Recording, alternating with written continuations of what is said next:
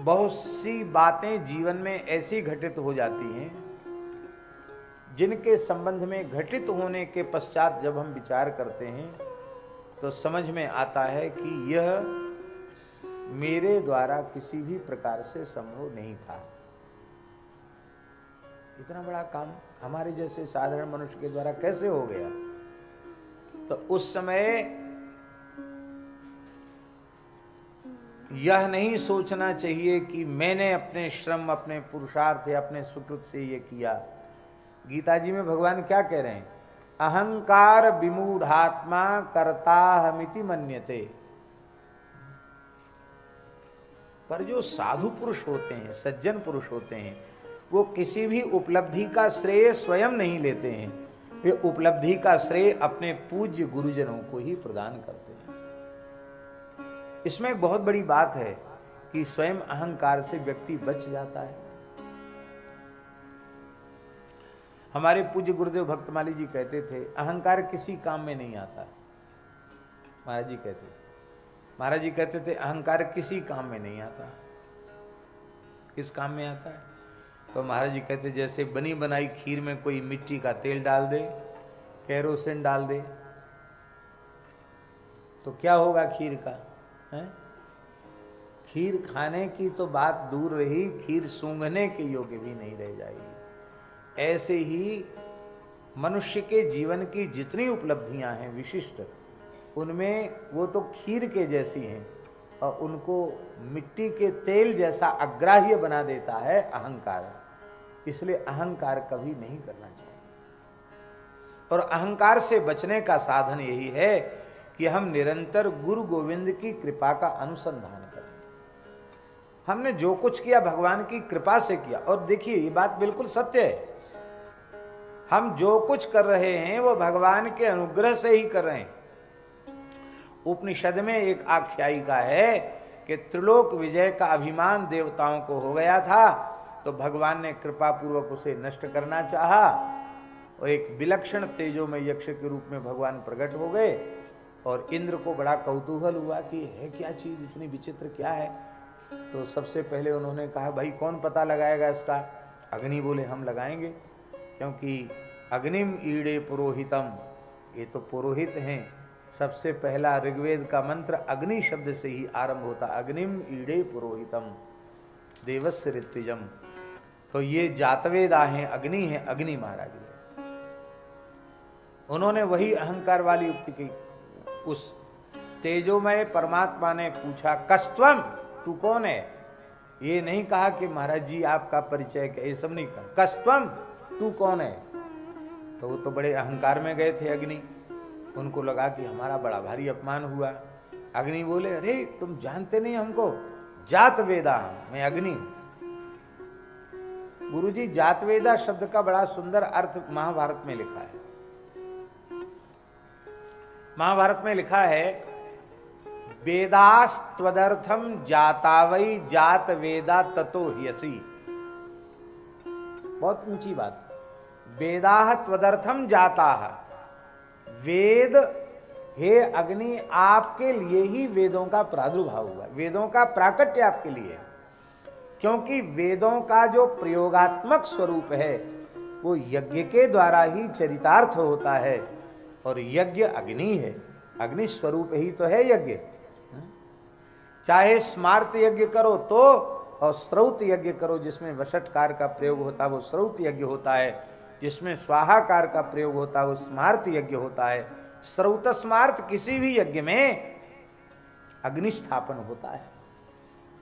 इसलिए वेदों का प्रादुर्भाव अग्नि के लिए। जात वेदास ततो यसी, वेदास त्वदर्थम जातावई जात वेदास ततो यसी। आपके लिए वेदों का प्रादुर्भाव हुआ है अग्नि, आप जात वेदा हो। क्या कर सकते हो तुम? अरे बोले क्या नहीं कर सकते, हम सारे तीनों लोगों को जला के खाक कर सकते हैं। तो भगवान ने एक कथा आपको सुन रखी होगी आप लोगों ने। भगवान ने एक छोटा तिनका, सूखा तिनका सामने डाल दिया, बोले इसको तुम जला के दिखाओ। अग्नि ने अपनी संपूर्ण सामर्थ्य का प्रयोग किया वो तिनके को जला नहीं सके, जलाने की बात क्या चले, गरम नहीं कर पाए उसको, कम से कम गरम तो कर देते। एकदम लज्जित होके अग्नि चले गए। वायु आए, कस्तम तू कौन है? बोले मातरिस्वाम, मैं वायु मातरिस्वाम। अच्छा क्या कर सकते? बोले बलवानों में मैं सबसे बलवान हूं, प्रचंड प्रभंजन हूं, सारी धरती को सूखे पत्ते के समान उलट सकता हूं, बड़े बड़े पहाड़ों को सूखे पत्तों के जैसे उड़ा सकता हूं, इतनी सामर्थ्य है मुझ में। अरे बोलिए धरती पहाड़ पीछे उड़ाइयो, ये तिनके को उड़ा के दिखाओ, तिनका नहीं उड़ा सकता। सब देवता जब समझ न सके उस विलक्षण तत्व की महिमा को और वे निराश होकर आ गए, तो इंद्र गए तो वह विलुप्त हो गया, अंतर्धान हो गया, तिरोहित हो गया। क्यों?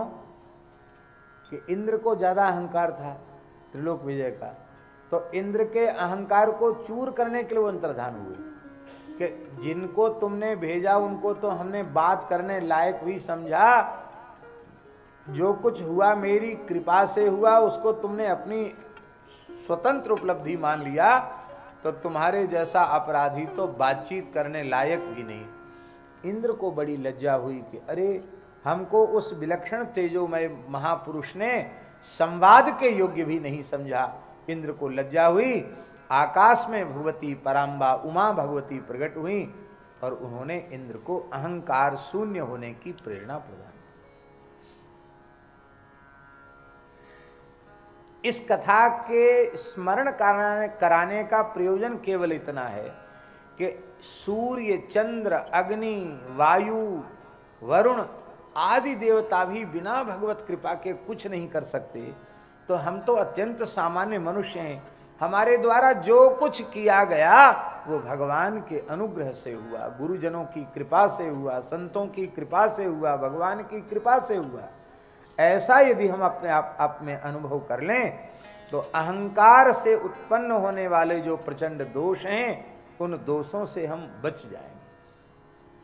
सारे दोष अहम और मम से ही उत्पन्न होते हैं, और अहम और मम की जोड़ी है। अहम होगा तो मम होगा, मम होगा तो अहम होगा, और अहंकार ममकार से जब जीव बच जाता है तो मरने के बाद मुक्ति की आवश्यकता नहीं, जीते जी मुक्त हो जाता है, जीवन मुक्त हो जाता है। कितना बढ़िया हुआ है। वाल्मीकि रामायण में हनुमान जी कह रहे हैं रावण से, राम जी के बारे में, रावण जिसे तू मनुष्य कह रहा है वो राम जी कौन हैं? तो हनुमान जी का वचन है वाल्मीकि रामायण सुंदरकांड में, कर्ता कारयिता च सः। हनुमान जी कह रहे हैं राम जी कर्ता भी हैं और कारयिता भी,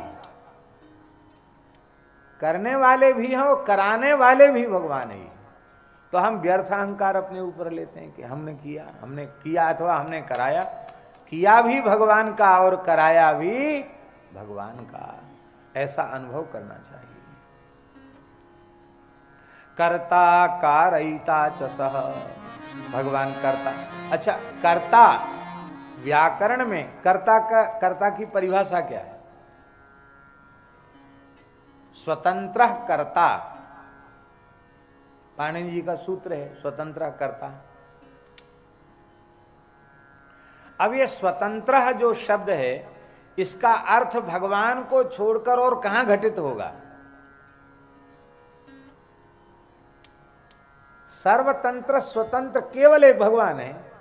व्यवहार में भले ही हम किसी को कर्ता कह दें, लेकिन सच्ची बात है गुरुजी ने जैसा पढ़ाया है कि शब्द की अपर्यवसायी जो वृत्ति होती शब्दार्थ करने की, उस अपर्यवसायी वृत्ति का आश्रय जब हम लेंगे तो स्वतंत्र शब्द का अर्थ परमात्मा में ही जाएगा, क्योंकि स्वतंत्रता केवल भगवान में है।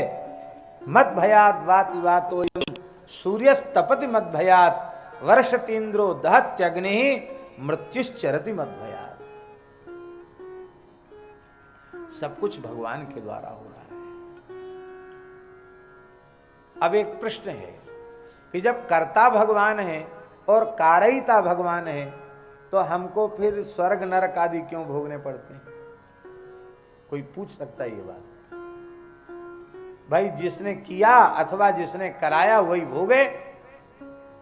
करने वाले को कराने वाले को दोष लगे, हम तो कुछ है ही नहीं। अच्छा काम हो तो स्वर्ग भी परमात्मा ही भोगे, और कुछ अनुचित कार्य हो जाए तो नरक भी परमात्मा ही भोगे। जीव को स्वर्ग नरकादि का सुख दुख क्यों भोगना पड़ता है? बड़ा जटिल प्रश्न है ये, और इसकी आड़ में लोग बहुत ऊटपटांग काम करते हैं। लोग कहते हैं अरे ये सब करने कराने वाले भगवान है, भगवान की इच्छा से कर दिया। ऐसा भी लोग कह देते हैं करने वाले लोग। पत्ता भी बिना भगवान की इच्छा के नहीं हिलता, तो जो कुछ हुआ भगवान की इच्छा से हो गया। इसमें भी क्या है विशेषता भैया जी, अच्छा काम तो हमारे द्वारा हो गया, हमारी इच्छा से हो गया, और कुछ गड़बड़ हो गया तो भगवान की इच्छा से हो गया। तो ये भेद क्यों रखते हो कि अच्छा तो हमने किया और जो अनुचित हो गया वो भगवान की इच्छा से हो गया? ऐसा क्यों सोचते हो? सच्ची बात यह है कि जिस क्षण जीव हृदय से यह स्वीकार कर लेगा कि भगवान कर्ता भी हैं और कारयिता भी हैं, उसी समय वह पुण्य पाप की जंजीर से मुक्त हो जाए। फिर वह भगवान के हाथ का खिलौना बन जाएगा, भगवान के हाथ का उपकरण बन जाएगा। फिर भगवान ही उसके शरीर के द्वारा कार्य करेंगे, वह व्यक्ति कार्य करने वाला नहीं होगा। महापुरुषों के द्वारा भगवान ही काम करते हैं, भगवान का उपकरण बन जाते हैं महापुरुष, और भगवान उनके द्वारा बड़े बड़े कार्य कर देते हैं। पुण्य पाप के बंधन में नहीं रहते। इस प्रकार का जैसे विश्वास है कि भगवान कर्ता भी हैं और कारयिता भी हैं, ऐसा विश्वास जिस भाग्यशाली जीव को हो जाता है, निषिद्ध आचरण जागृत की तो चले क्या, स्वप्न में भी उसके द्वारा निषिद्ध आचरण नहीं होगा।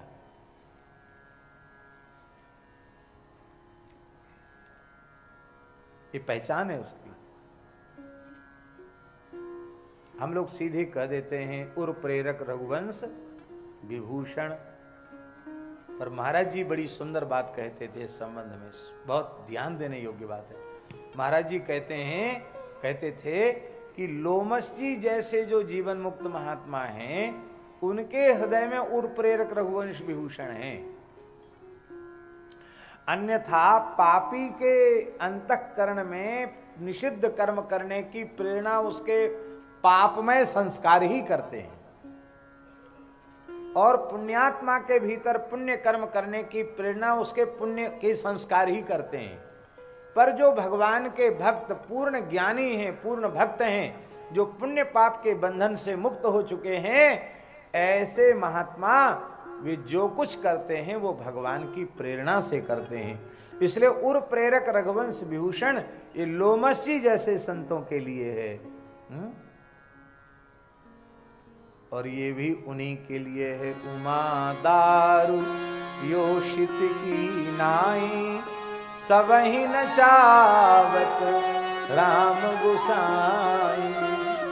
वो भी उन्हीं के लिए है जो भगवान के हाथ की कठपुतली बन गए हैं। भगवान के हाथ की कठपुतली नहीं बने तो तुमको जो तुम करोगे वही तुम्हें भोगना पड़ेगा। कबीरा तेरी झोपड़ी गलकटियन के पास, जो करेगा सो भरेगा, तू क्यों होए उदास। जो करेगा उसको भरना पड़ेगा।